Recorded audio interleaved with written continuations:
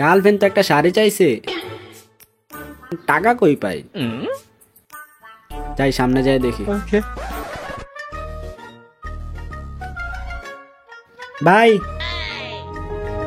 কিছু টাকা ধার দেয় না? আমার কাছে তো খাওয়া দাওয়ার টাকা নাই, তুই আমার কাছে আবার টাকা ধার চাস? যা আমার চোখের সামনে থেকে যা। আমি তো নিজে খাওয়ার জন্য ঘুরতাছি, তার অবস্থা থেকে আমার তো খারাপ।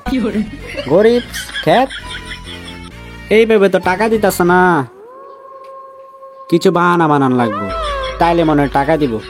ও চাই দেখি। ভাই কিছু টাকা পয়সা ধার দেস না, আমার বেটা পা ভাঙ্গা, ডাক্তার দেখান লাগবো। তোর যদি পা ভাঙ্গা হয় তুই হাইটাইছিস কেমনে? যা এনতে যা। কেউ তো টাকা দিতেছে না, গার্লফ্রেন্ডে শাড়ি না দিলে আবার ব্রেকআপও করে দিব, কি যে করি। ও পাইছে একটা বুদ্ধি।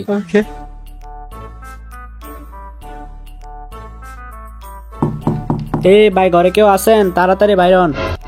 এখন আবার কে আইলো, যাই দেখি।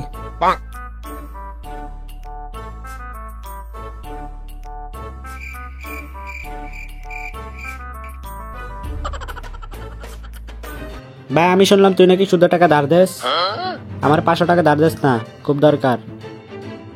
কিসের টাকা সুদে দিই আমি? আমাকে কি সুদ করবাইছিস নাকি? কানের নিচে এক ঘুরে মারমু একটা, আমার সুদ করবস?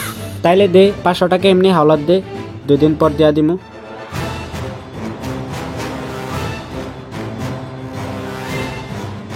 টাকাটা দেওয়ার সময় 200 টাকা বাড়াই দিস।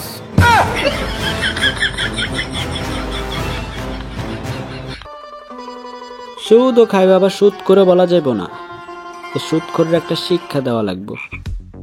হ্যাঁ একটা বুদ্ধি পাইছি। কিরে তোর কালেকশন কত হইলো? এই মাসও বেশি হয় নাই, খুবই কম।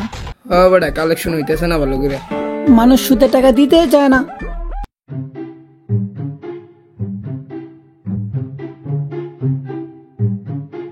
এই নে তোর টাকা।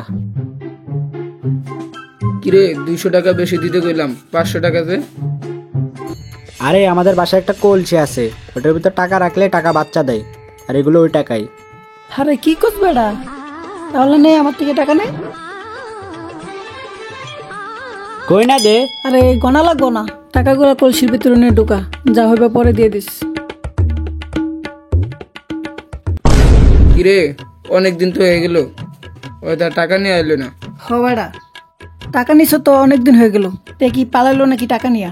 আরে না, টাকা মনে হয় কলসি ভর্তি বাড়িছে, তার জন্য একাই কানতে পারতেছে না। আচ্ছা চল সামনের দিকে আগে দেখি তে কই আছে। আচ্ছা চল। কিরে তার বাড়ি চিনস? আরে না বেটা। আরে এই যে এই ছেলেটা না? হ বেটা, তার মতো তো লাগে, চল যাই।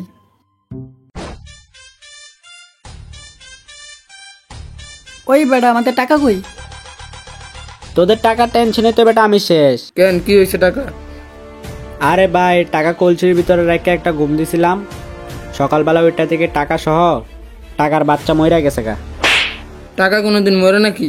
কেন টাকা বাচ্চা দিতে পারলে মরতে পারবো না কেন? দু মোড়ার বেড়া মারলো।